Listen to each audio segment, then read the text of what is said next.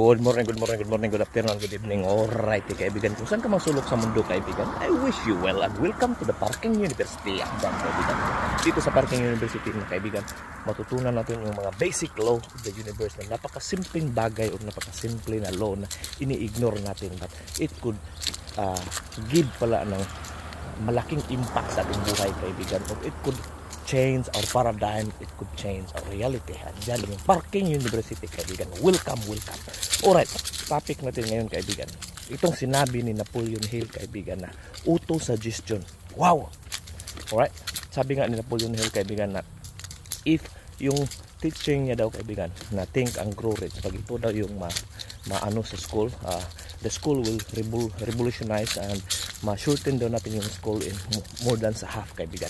Kasi school is good, but apparently when we go in the real, kung mag-graduate na tayo, kaibigan, sa school, dito na tayo sa real life ng buhay, kaibigan, most likely wala tayong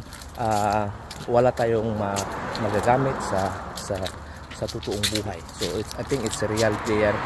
Kung tanungin mo yung mga lahat ng mga nag-graduate, it depends kung gusto mong mag-doktor, gusto mong mag-engineer, architect, nurse, yung mga profesyon na yun, dapat kailangan ka talaga na mag-aral kasi yun yung profesyon na yun. Pero pag ikaw ay gustong anything na hindi specific to that profession, pwede tayong mag-aral the law of the universe tulad nitong Parking University. Okay, so ano ba itong auto-suggestion?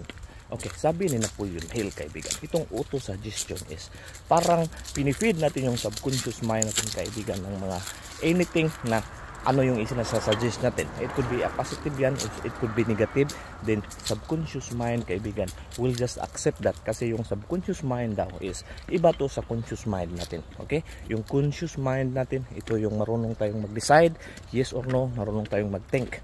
Yung subconscious mind natin, kaibigan, ito yung storage, kaibigan. Ito yung, kung naalala mo, mayroon tayong mga events or mga alaala nung tayo ay bata pa. Tapos bigla na lang in one time maalala natin. So dun yun, so subconscious mind natin.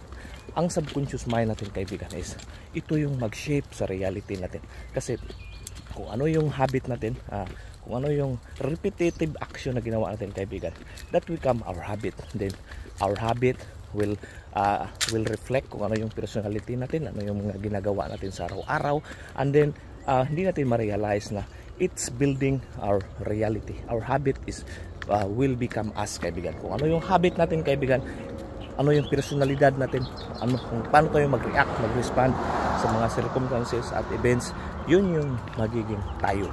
So kung yun, hindi natin to na-learn sa school, kaibigan, na ganito pala yung buhay, kung ano yung karakteristik ko, kung ano yung magiging habit ko, kung ano yung magiging paradigm ko, so, kung ano yung mga na-store sa subconscious mind ko, kaibigan, magiging ako pala yun. So ang point ni Napoleon Hill, itong auto-suggestion, is if you feed yung subconscious mind natin, kaibigan, ng mga anything na gusto natin, okay? So wag natin daw yung i-feed yung hindi natin gusto, kasi most likely sa atin, pag mayroon tayong hindi gusto, kaibigan, yun yung binibigyan natin ng dominant thoughts. Okay? So yung dominant thoughts, kaibigan, is palagi nating iniisip. So anything na palagi nating iniisip, kaibigan, that's the law of the universe na you will most likely get that, kaibigan. Okay? Ma-attract mo yan, or it could be you will align to that frequency, or it could be maano mo yan, kaibigan. Yun yung parang kung saan ka pa, kaibigan, kung sa ano pa, FM, yun yung palaging tinutune in mo, kasi yun yung binibigyan mo ng thoughts. Kung napansin mo, kaibigan, na may kasabihan na birds with the same feather flocks together, di ba? Kung sino yung mga same like-minded person, most likely sila yung palaging magkasundo, di ba? Kung titingnan mo yung mga matalino, most likely matalino yung mga magkasama. Minsan may mga criminal minded, sila rin yung mga kaibigan. Or minsan may mga magnanakaw, pag yung magnanakaw makita niya yung isang magnanakaw, madali silang magkasundo. So ganun yung kaibigan. So whatever yung frequency na andun tayo, most likely yun yung ma-attract natin. So ang purpose sa auto-suggestion kaibigan is if i-feed natin yung subconscious mind natin ng things that we want kaibigan. Okay? So, things that we want. So, we need to be careful kasi kung ma-feed natin siya sa mga things na hindi natin gusto, ang subconscious mind kaibigan is hindi siya marunong mag-reject. Okay? So, whatever sinasuggest natin kaibigan is it will just accept. I-accept niya lang kaibigan. So, kaya nga auto-suggestion to. So, hindi niya alam din kaibigan kung ito ay imagination, kung ito ay reality. The subconscious mind, whatever, kung ano yung i-feed natin kaibigan, i-accept niya lang and i-accept niya lang kaibigan. Especially kung pinifeed natin na mayroon tayong belief, faith, na totoo yun. Pinifeel natin na totoo. Kahit wala yun, kahit hindi pa yun nangyayari kaibigan. So, the subconscious mind will think kaibigan, that's you, that's your reality. Then siya yung mag-suggest sa conscious mind natin kaibigan. Yung conscious mind natin, yung thinking mind natin na ano yung mga bagay or mga ideas, opportunities na pwedeng gawin na maka-align na kung ano yung na-store natin sa subconscious mind. Okay, nag-gets natin kung ano yung na-store sa subconscious mind. For example, nag-auto-suggest tayo ng mga positive na bagay. Okay, affirmation na I can do anything I want, I am good, anything I touch become gold, or anything that mayroon kang vivid imagination kung ano talaga yung gusto mo. Okay, so then i-feed mo siya ng mga positive affirmation na paano mo siya makukuha. So yung pinifeel mo kaibigan, pinifeel mo na totoo talaga subconscious mind kaibigan, believe na ikaw yun kaibigan. Okay, so naniwala yung subconscious mind mo kahit wala, kahit hindi yun ang nangyayari. So parang ano siya, parang ridiculous na yun kaibigan, kasi akala pinifeed mo lang yung subconscious mind mo ng mga bagay na kahit hindi pa nangyayari. Kasi same lang din yun kaibigan, minsan nag-feed tayo, actually nag-feed tayo palagi sa subconscious mind natin. Okay, but apparently daw majority sa mga tao nag-feed tayo ng negative, positive, negative. For example, ganun talaga ako, mahirap lang ako, hindi talaga ako magaling, lahat ng ginagawa ko minamalas ako, hindi ko nga alam. Yun kaibigan, that's negative affirmations.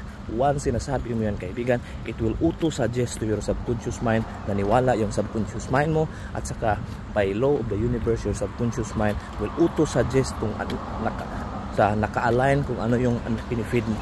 Okay, so kung i-reverse natin yan kaibigan, mag-feed tayo ng mga positive affirmation, positive talk, self-talk kaibigan, then the subconscious mind as well will accept and auto-suggest within that same frequency. So ganun na yung sekreto kaibigan, itong auto-suggestion. Wow! Wow, wow kaibigan. Hopefully may natutunan tayo dito sa Parking University kaibigan.